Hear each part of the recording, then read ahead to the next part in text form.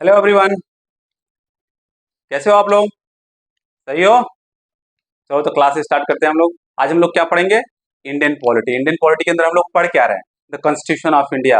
उसके अंदर क्या पढ़ रहे हैं? Salient features of the Indian constitution, जो कि पूरा हो चुका है। अब salient features of Indian constitution हम लोग अच्छे से पढ़ लिए, परंतु परंतु उसका जो फायदा होगा केवल 50 से 60% होगा। क्यों? क्योंकि अगर उसके बेस पे आप क्वेश्चन नहीं सॉल्व करते हो, ओके, तो आपका कॉन्सेप्ट कुछ समय के लिए क्लियर रहेगा, उसके बाद खत्म हो जाएगा। इसलिए आप कोई भी टॉपिक पढ़ो तो उसके बेस पे क्वेश्चन सॉल्व करो। जब टॉपिक खत्म हो जाए तो उसके बेस पे क्वेश्चन सॉल्व करो और देखो कि किस तरीके से क्वेश्चन कॉम्पिटिटिव एग्जाम्स में पूछे जाते हैं। ओके, जैसे यूपीएससी कैसा क्वेश्चन पूछता है, अदर स्टेट पीसीएस एग्जाम में कैसे क्वेश्चन पूछे जाते हैं। ओके, इसलिए हम लोग क्या करेंगे, आज की क्लास में हम लोग क्वेश्चन सॉल्व करेंगे। बहुत इंपॉर्टेंट जो क्वेश्चन वो सॉल्व करेंगे, और जो प्रीवियस ईयर्स में क्वेश्चन पूछे जा चुके हैं उसको सॉल्व करेंगे। ओके, और उसके बाद हम लोगों की जो अंडरस्टैंडिंग होगी और बेटर हो जाएगी, तो एग्जाम, किसी भी एग्जाम में हम लोगों को प्रॉब्लम सॉल्व करने में कोई प्रॉब्लम बिल्कुल नहीं। ओके, चलो स्टार्ट करते हैं। तो आज हम लोग क्वेश्चन सॉल्व करेंगे। पहला क्वेश्चन है, which of the following which of the following is not feature of the Indian constitution. Okay, तो क्वेश्चन पूछा है which of the following is not a feature of a Indian constitution. पहला, written constitution.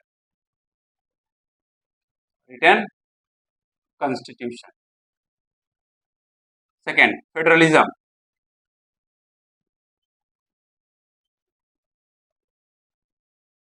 Third, sovereignty of the parliament sovereignty of the parliament। Okay, last, judicial review.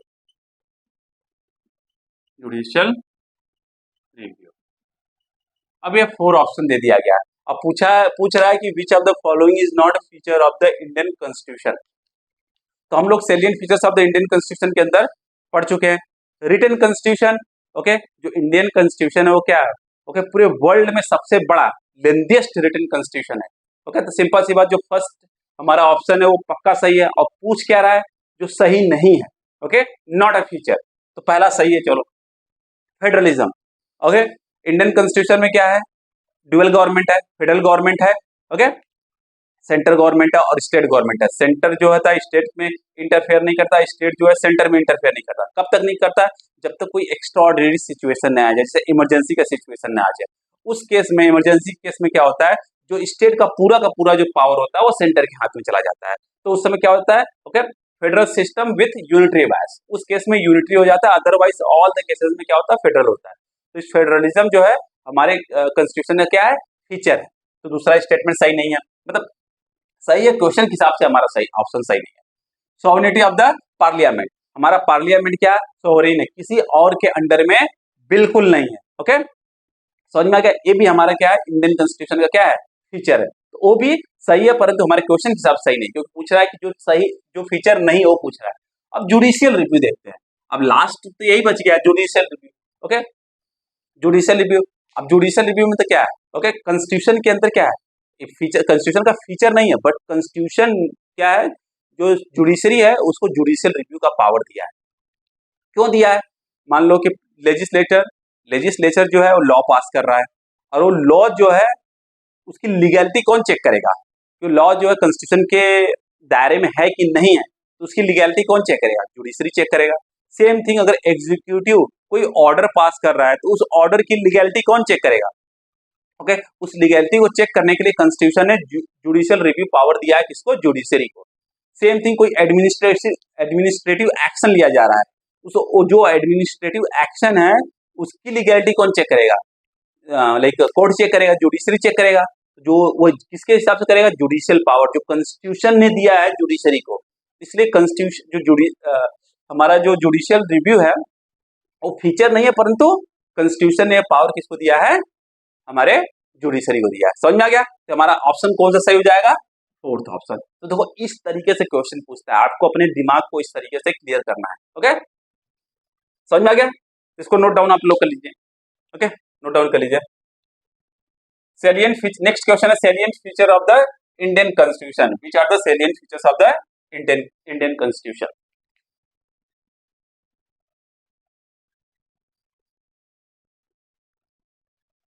Salient features of the Indian constitution. क्या क्या दिया हुआ? First दिया हुआ fundamental rights. तो देखते हैं कि सेलिएंट फीचर है कि नहीं है। राइट्स। सेकेंड दिया, क्या दिया हुआ? Parliamentary form of the government. चलो ये भी चेक करेंगे। Okay, parliamentary form of government. Okay, next है directive principle of state policy, DPSP, directive principle of state policy. Last है emergency provision.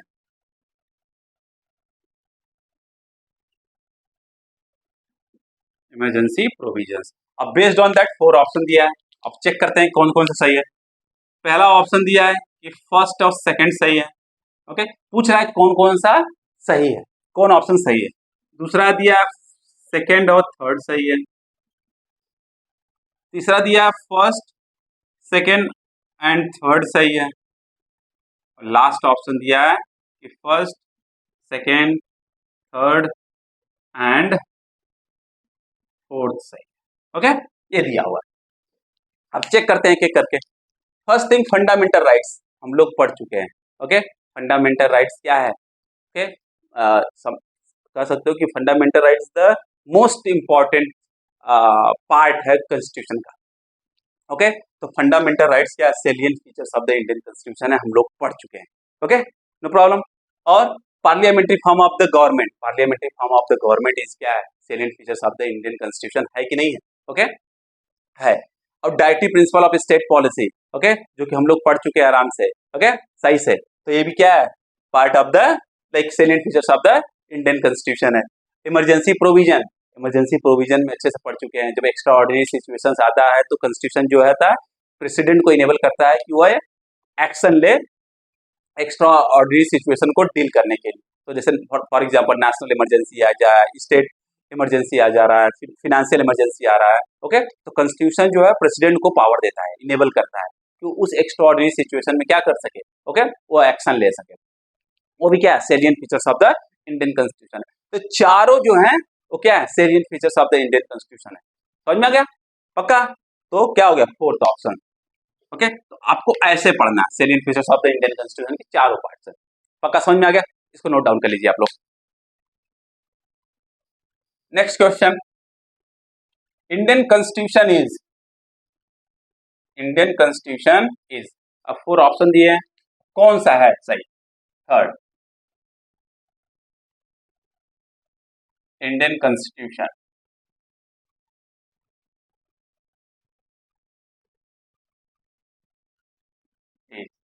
Is, first option है फेडरल है, second है unitary है, थर्ड है क्वासी जुडिशियल, क्वासी फेडरल है, last है none of the above. ऐसा क्वेश्चन पूछ दिया। ओके, तो इंडियन कॉन्स्टिट्यूशन है क्या? यूनिटरी है क्या? नहीं, यूनिटरी कब होता है?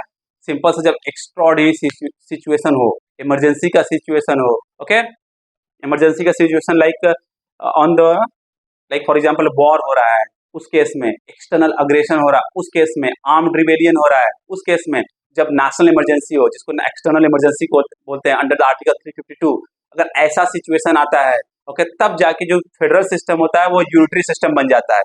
Same thing like state emergency हो, ओके, किसी स्टेट के अंदर इमरजेंसी हो, तो स्टेट का जो पूरा का पूरा पावर होता है वो किसके हाथ में चला जाता है? सेंटर के हाथ में चला जाता है। ओके, तो उस केस में क्या होता है? हमारा जो फेडरल सिस्टम है वो यूनिटरी बन जाता है। फाइनेंशियल अब इमरजेंसी हो अंडर आर्टिकल 360, उस केस में क्या हो जाता है, यूनिटरी हो जाता है। तो उस केस में बस केवल यूनिटरी होता है। अदरवाइज क्या है, हमारा मोस्ट ऑफ द केसेस में क्या हो रहा है, ओके, नॉर्मल सिचुएशन में हमारा जो कॉन्स्टिट्यूशन है वो क्या है, वो फेडरल है। तो यूनिटरी तो बिल्कुल बिल्कुल नहीं है। तो यूनिटरी वाला जो ऑप्शन है वो तो अपने आप गलत हो गया। क्वासी फेडरल क्या है, क्वासी फेडरल जो है केसी वेयर, ओके, ब्रिटिश हिस्टोरियन थे, उनके अनुसार जो है हमारा इंडियन कॉन्स्टिट्यूशन है क्वासी फेडरल है, तो उनसे मतलब नहीं है। अगर वो स्टेटमेंट दिया होता है Indian constitution is a quasi federal by KC Wheare, तो उस केस में स्टेट जो ये ऑप्शन है वो करेक्ट हो जाता है। समझ में आ रहा है? तो ये ऑप्शन ये भी करेक्ट नहीं है। तो हमारा जो इंडियन कॉन्स्टिट्यूशन है क्या, वो फेडरल, क्या है, फेडरल। समझ में आ गया? तो फर्स्ट जो ऑप्शन है वो हमारा करेक्ट हो जाएगा। पक्का समझ में आ गया? No problem. ओके, तो इसको नोट डाउन कर लीजिए आप लोग। Okay, the concept of the DPSP, directive principle of state policy, has been taken from where? France से लिया गया है, ओके, और आयरलैंड से लिया गया, जापान से लिया गया, या यूएसए से लिया गया, पता होना चाहिए। द कॉन्सेप्ट ऑफ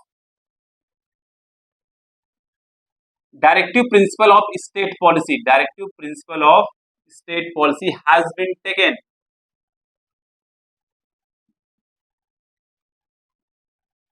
from, अब 4 ऑप्शन दे दिया। Option A France, option B Ireland, option C Japan, option D United State of America. Okay, तो पता है तो कहां से लिया गया, directive principle of state policy Ireland से लिया गया। ओके, समझ में आ गया? द कॉन्स्टिट्यूशन ऑफ आयरलैंड से लिया गया। तो अगर पता है तो खट टिक करोगे, +2 मार्क्स मिल जाएगा, आगे बढ़ जाओगे। ओके, अब इसको नोट डाउन कर लीजिए आप लोग। समझ में आ गया? अब नेक्स्ट है इंडियन कॉन्स्टिट्यूशन इज, अब 4 ऑप्शन दे दिया उसके आगे, Indian constitution is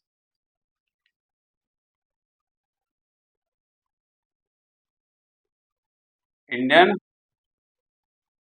constitution is, first thing rigid, second thing flexible, third thing neither rigid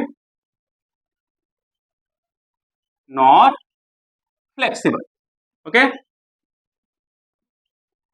last thing है blend of rigidity and flexibility। Okay, समझ में आ गया? तो रिजिड है।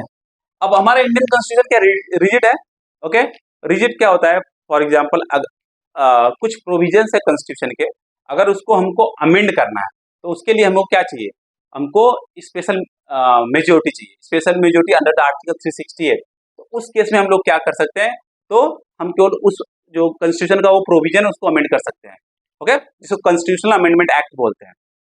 समझ में आ रहा है? उस केस में क्या स्पेशल मेजोरिटी चाहिए, इस थोड़ा डिफिकल्ट हो जाता है उस केस में, मतलब कॉन्स्टिट्यूशन को अमेंड करना। तो उस केस में क्या होता है, हमारा जो कॉन्स्टिट्यूशन है वो क्या होता है, रिजिड होता है। समझ में आ रहा है? बट सो मेनी प्रोविजंस और हैं जिसमें क्या है, अगर उसको हमको अमेंड करना है तो हमको केवल सिंपल मेजोरिटी चाहिए उसको अमेंड करने के लिए, सिंपल मेजोरिटी चाहिए उसको अमेंड करने के लिए। तो उस केस में हम क्या कर सकते हैं कि हमारा कॉन्स्टिट्यूशन क्या फ्लेक्सिबल है। ओके, पक्का समझ आ गया? तो हमारा कॉन्स्टिट्यूशन रिजिड तो है ही है, उसके साथ साथ फ्लेक्सिबल है।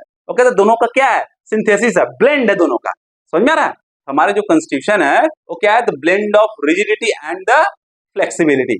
तो लास्ट ऑप्शन हमारा करेक्ट हो जाएगा और हम करेक्ट कर लेंगे, फिर द आंसर मिल जाएगा। समझ में आ गया? विच of the following, next question है 6th one, which of the following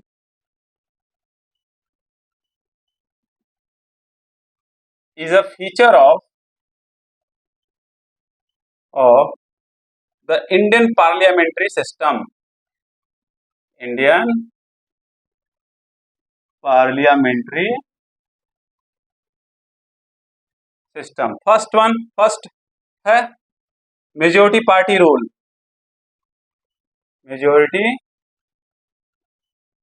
party rule, मतलब कोई भी इलेक्शन हो रहा है, किसी पार्टी को मेजोरिटी मिल गया, मतलब 50% से अधिक उसको क्या मिल गया, सीट मिल गया, तो क्या करेगा, उसके पास पावर है कि वो क्या कर सकता है, ओके, गवर्नमेंट फॉर्म कर सकता है।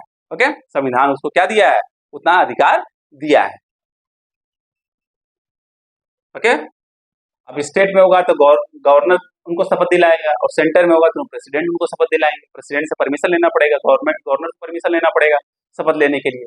Okay, presence of nominal and real executive, presence of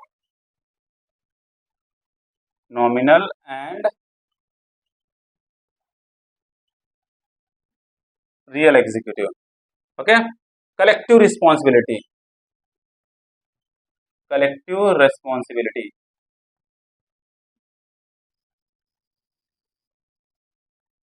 independent judiciary,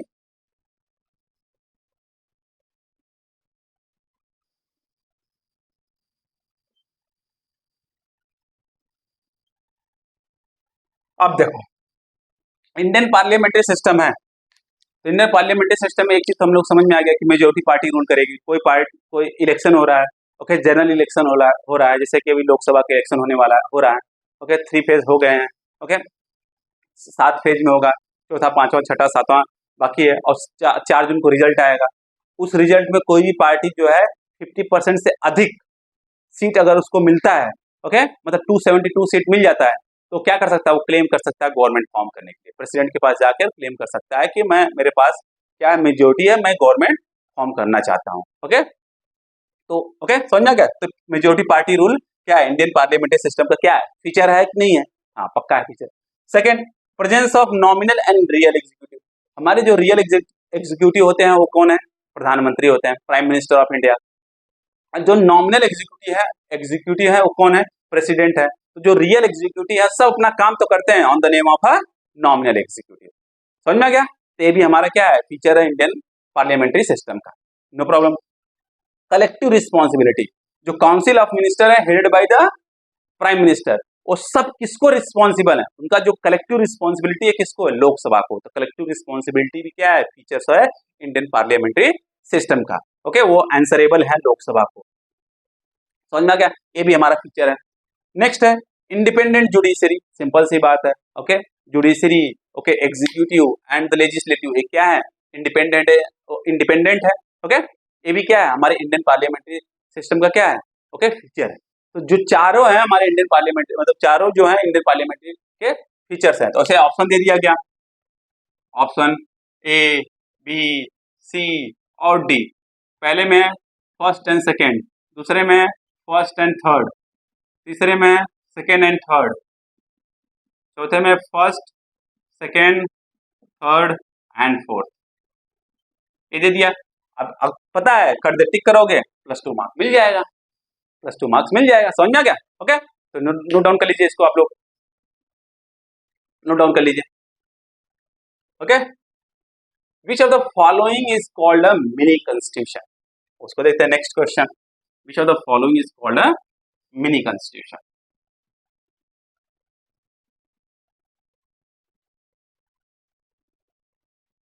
already हम पढ़ा चुके हैं, तो क्वेश्चन सॉल्व कर लेते हैं।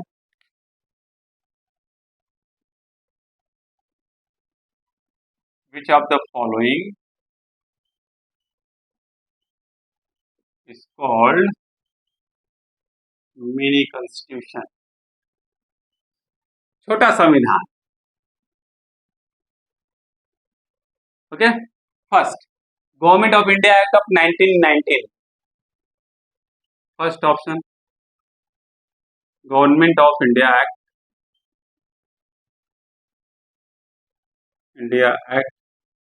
1919। Next,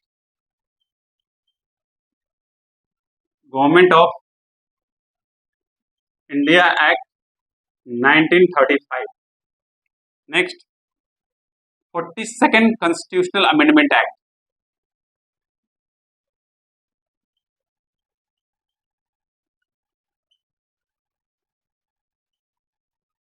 act 1976। Last, 44th constitutional amendment act, constitutional amendment act 1978। Okay, अब देखते हैं तो कौन मिनी कॉन्स्टिट्यूशन कहलाता है।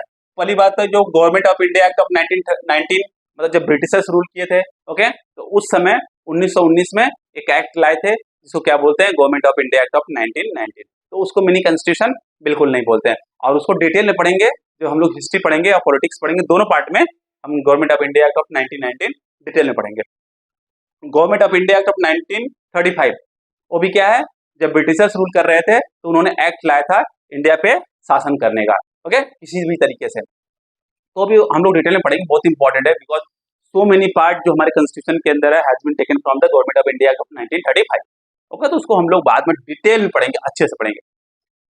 और 42nd constitutional amendment act of 1976 during the emergency, okay, emergency के दौरान ये 42nd कॉन्स्टिट्यूशनल अमेंडमेंट एक्ट लाया गया था, ओके, 1976 में। उस दौरान कॉन्स्टिट्यूशन के अंदर बहुत सारे चेंजेस किए गए, ओके, सेक्युलर वर्ड ऐड किया गया, इंटीग्रिटी ऐड किया गया, सोशलिस्ट ऐड किया गया, so many words has been added and so many deleted, okay, ये सब चीज किया गया। तो इसी को जो 42nd कॉन्स्टिट्यूशनल अमेंडमेंट एक्ट है, कॉन्स्टिट्यूशन में बहुत बड़े मात्रा में बदलाव करने के कारण ही इसको हम लोग क्या बोलते हैं, मिनी कॉन्स्टिट्यूशन, ओके। तो मिनी कॉन्स्टिट्यूशन किसको बोलते हैं, the 42nd constitutional amendment act of 1976। समझ में आ गया, तो उसको नोट डाउन कर लीजिए आप लोग, कोई प्रॉब्लम नहीं है, कुछ भी प्रॉब्लम होगा तो पूछ लीजिएगा आप लोग, okay. The constitution of India, in the constitution of India, 8th one, in the constitution of India, the term federation appears, the term federation appears, okay, कहां पर appears होता है, first thing appears in, first thing the preamble, first option the preamble में, okay. देखते हैं part three को हम लोग क्या बोलते हैं, fundamental rights, okay, and article 368, okay, and last part none of the above,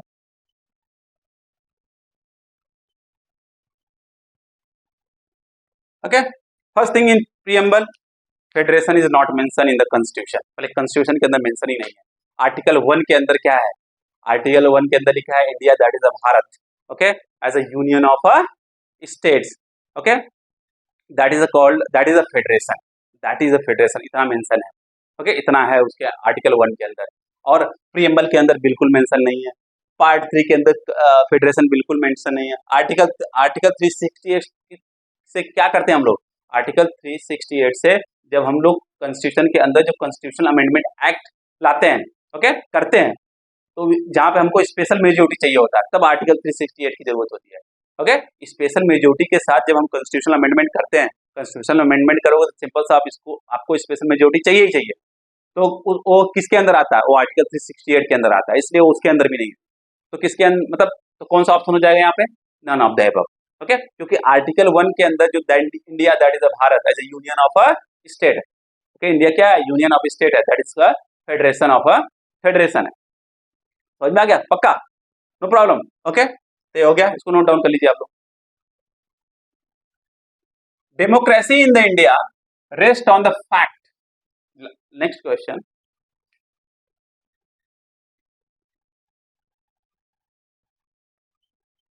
democracy in India rests on the fact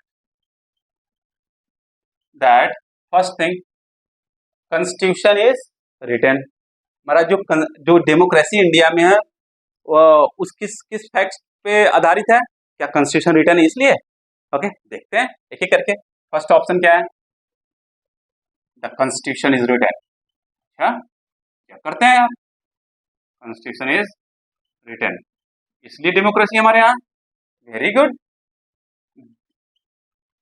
there are federal rights, अच्छा फेडरल राइट्स है इसलिए हमको हमारे यहाँ डेमोक्रेसी है, चेक करते हैं,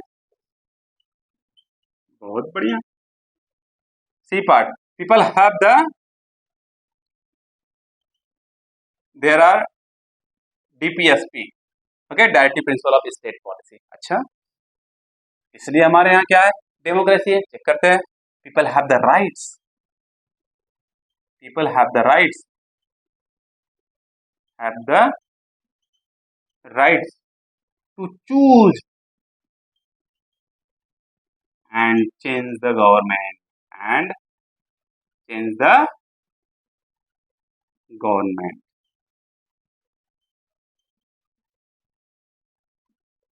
ओके, तो constitution in India rest on the fact that, okay, किस फैक्ट पे आधारित है, क्या कॉन्स्टिट्यूशन रिटर्न हमारा है, इसलिए हमारे यहाँ डेमोक्रेसी है। डेमोक्रेसी में तो प्रजातंत्र, जहां पे प्रजा का ही शासन हो उसको डेमोक्रेसी बोलते हैं। जहां प्रजा को अधिकार हो, जो 18 साल का हो गया हो, उससे बड़ा हो, उसको अधिकार हो कि अपने वोट के जरिए वो क्या कर सकते हैं, अपने लीडर को चूज कर सकता है। अगर गवर्नमेंट अच्छा काम करती है, उसको पसंद है, तो उस गवर्नमेंट को कंटिन्यू कर सकता है, अदरवाइज उखाड़ के फेंक सकता है। तो जो डेमोक्रेसी है in India rest on the fact that people have the right to choose and change the government. Okay, last option is the correct option. समझ में आ गया? पक्का? तो ये सब क्या है, क्वेश्चन है। ओके, ये सब क्या है, क्वेश्चन। जब भी कोई टॉपिक आप पढ़ो, ओके, तो पढ़ के छोड़ो मत, उसके बेस पे जो प्रीवियस ईयर क्वेश्चन सॉल्व किए गए हैं और जो प्रीवियस ईयर क्वेश्चन है उसको सॉल्व करो, 1 बार 2 बार 3 बार सॉल्व करो, और जो मॉक मतलब जो घर पे आप प्रश्न सॉल्व कर रहे हो, क्वेश्चन सॉल्व कर रहे हो, उसको भी देखो। ओके, उसके बाद आपको क्या होगा, आपको प्रॉब्लम, जब भी आप क्वेश्चन के अंदर प्रॉब्लम फेस करोगे तो उस पर क्या करोगे, अपने टॉपिक को रिविजिट करोगे और उसको करेक्ट करने की कोशिश करोगे, तो आपका कॉन्सेप्ट डे बाय डे क्या होगा, इंप्रूव होगा। जब एग्जामिनेशन हॉल में बैठोगे एग्जाम देने के लिए, खट खट खट खट ऑप्शन आप मारोगे और आप मेरिट लिस्ट में आपका नाम आ जाएगा। ओके, और जो salient features of the Indian constitution है, it is the most important topic for the UPSC mains and state PCS mains exam. Okay, UPSC mains के लिए बहुत इंपॉर्टेंट है। Okay, salient features of the Indian constitution, तो देख लीजिएगा, इस पे आंसर राइटिंग कर लीजिएगा। अगर कोई प्रॉब्लम होगा तो आप पूछ लीजिएगा, तो आंसर राइटिंग हम लोग नेक्स्ट क्लास में कर लेंगे। ओके, तो आज के लिए बस इतना ही।